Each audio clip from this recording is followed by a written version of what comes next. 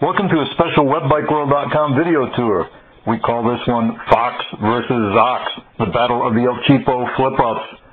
Visit WebBikeWorld.com for the detailed reviews of both of these helmets, the Zox Modular and the Zox Nevado R Modular. First, let's take a quick look at the features so you'll recognize the differences. The Zox is pink. Why pink? I don't know. We thought it was a good idea at the time. I guess it has better visibility than black anyway. The Zox color is called Glossy Illusion Blue. It looks pretty nice if you like blue. So we've got a pink helmet and a blue helmet. Both of these helmets are flip-ups, of course.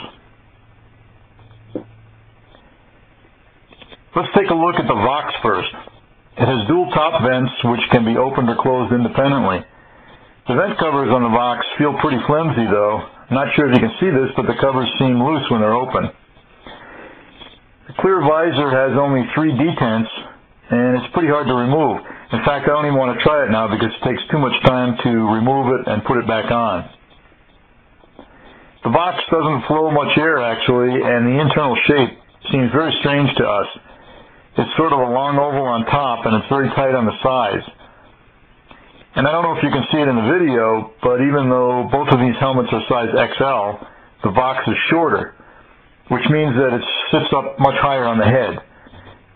A couple of our evaluators say that their chin sticks out way underneath. This gives the helmet a really high center of gravity and makes it feel much heavier than it is, even though it's lighter than the Zox.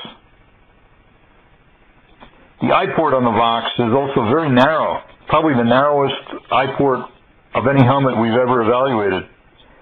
And the chin bar is in the lower part of the line of sight, and the reason for this is because the helmet sits so high on the head.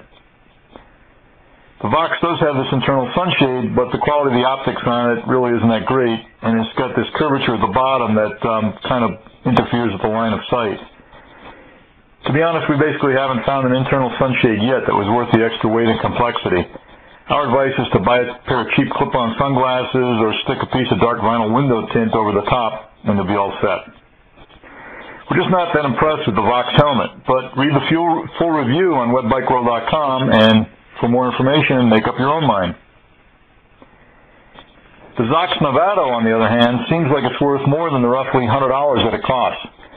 This is about the same price as the Zox, but the Zox seems to have much higher quality. The split lines have very close tolerances, for example, and the vents in plastic are nice and tight also. The shell has some nice curves molded in, which give the helmet a more modern look. The vents even work pretty well also, and the helmet flows a decent amount of air. The eye port gasket is pretty nice. It's like a work of art. It's actually tapered towards the sides to ensure a tight fit against a clear visor. And finally, the Zox Nevado is actually pretty quiet for a flip-up helmet. It just seems like it's worth way more than the $100 or so we paid for it. I think the list price is like $149, but we've seen these for as low as $89 on sale. Both helmets are made in China, and both of these are labeled as being made in late 2006.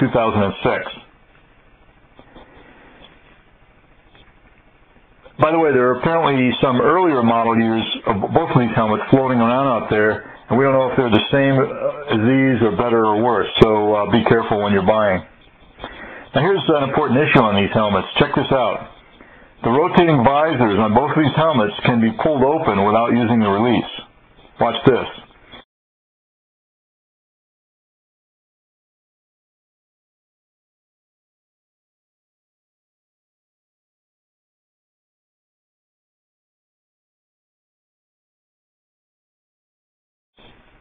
I'm not sure how important this is, but it may be an issue for some owners.